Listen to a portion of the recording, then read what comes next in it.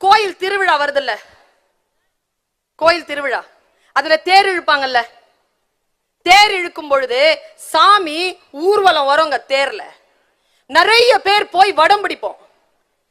தேரை வடம் பிடித்து மறுபடியும் கொண்டு அந்த கோயிலுக்குள்ள செலுத்துவோம். இது ஒரு தமிழர்களுடைய பண்பாடு. இந்த பண்பாட்டில் என்ன சொல்லப்பட்டிருக்குன்னா, அந்த கடவுளை தரிசிக்கின்றவரும் தேரின் வடம் பிடிக்கின்றவனுக்கும் சொர்க்கம் நிச்சயம், பாவம் எல்லாம் அழிந்து போகும்.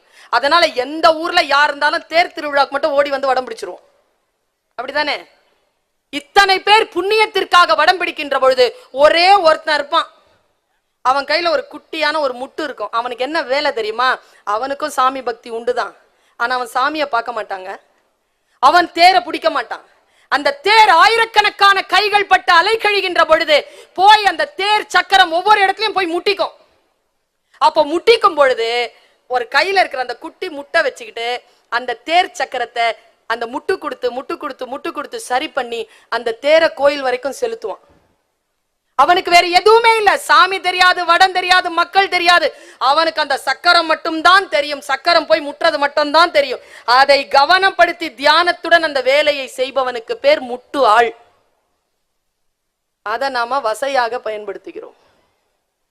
தியானமாக இருக்கக்கூடிய ஒருவனை, ஒரே வேலையை தியானத்துடன் செய்யக்கூடியவனை முட்டாள் என்று பெருமையாக நாம் சொல்லலாம். அது வசை சொல் அல்ல. முட்டாள் என்பது காரண பெயர்.